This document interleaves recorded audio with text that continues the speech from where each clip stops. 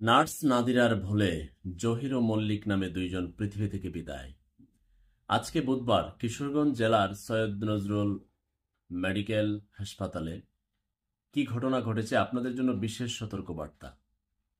জহির এবং মল্লিক দুজনের হার্নিয়ার অপারেশন হওয়ার কথা, তো সেখানে ডাক্তারের বিশেষ নির্দেশনা এবং কোনো অ্যানেস্থেসিয়ার মতো গুরুত্বপূর্ণ জিনিস কারো শরীরে প্রয়োগ করার পূর্বে সেখানে অবশ্যই একজন বিজ্ঞ ডাক্তার উপস্থিত থাকা একান্তই জরুরি বলে আমার মনে হয়। নাগরিক হিসাবে, আমি ডাক্তারি জ্ঞান তো আমার নাই, কিন্তু নার্স সেটা প্রয়োগ করতে পারে বলে আমার জানা নেই।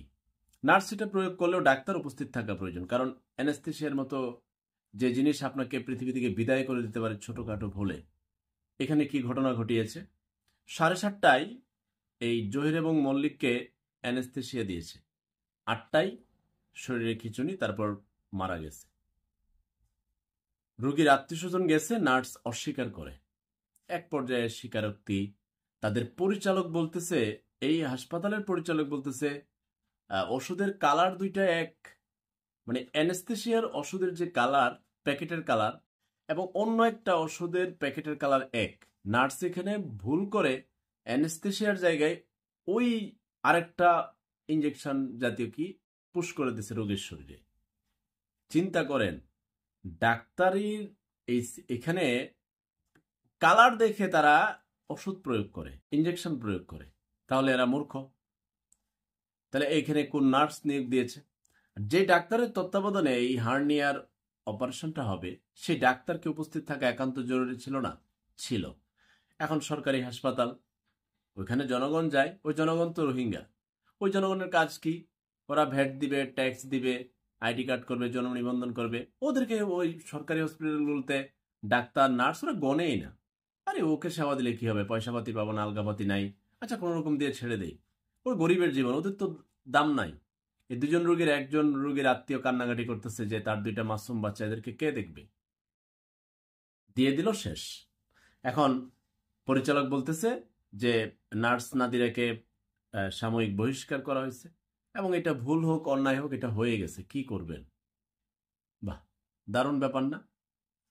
তাহলে আপনার আত্মীয় আপনি এক জায়গায় দিচ্ছেন, আমার আপনার আর্থিক সামর্থ্যের দুর্বলতা থাকতেই পারে, আমরা স্বাধীন দেশের নাগরিক হয়ে সরকারি সেবা নিতে যাব, আর সেখানে এই অবহেলার শিকার হব, এবং নার্স যদি অ্যানেস্থেসিয়া দেয় প্যাকেটের কালার দেখে, তাহলে তো বিপর্যয় আমার আপনার পরিবারে যে কোনো সময় আসতে পারে। তাহলে এখন করণীয় কি? এদেশের একজন ক্ষুদ্র নাগরিক হিসেবে ক্ষুদ্র একটা পরামর্শ দেই। ডাক্তারের ওই সংশ্লিষ্ট এরিয়াতে আপনার যেতে হতেই পারে, পরিবার পরিজনের যে কোনো নিয়ে।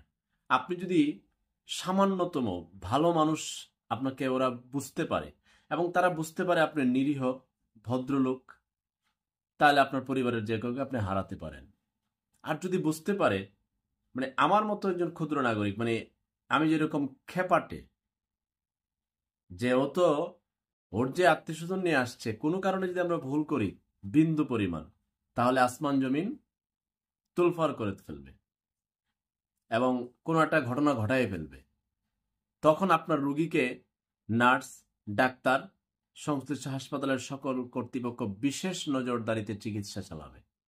তাই আমার পরামর্শ রইল, আপনি কোনোভাবেই ওদেরকে বুঝতে দিবেন না যে আপনি নিরীহ ভদ্রলোক, গরিব মেহনতি মানুষ।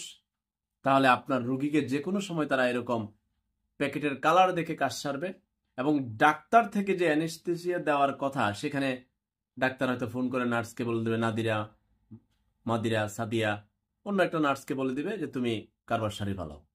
এবার সার থেকে আপনার বাবা চলে যেতে পারে, মা চলে যেতে পারে, ভাই চলে যেতে পারে, আপনার স্ত্রী চলে যেতে পারে, আপনার সন্তান চলে যেতে পারে, যেটা আজকে কিশোরগঞ্জ জেলার সৈয়দ নজরুল মেডিকেলে হয়েছে।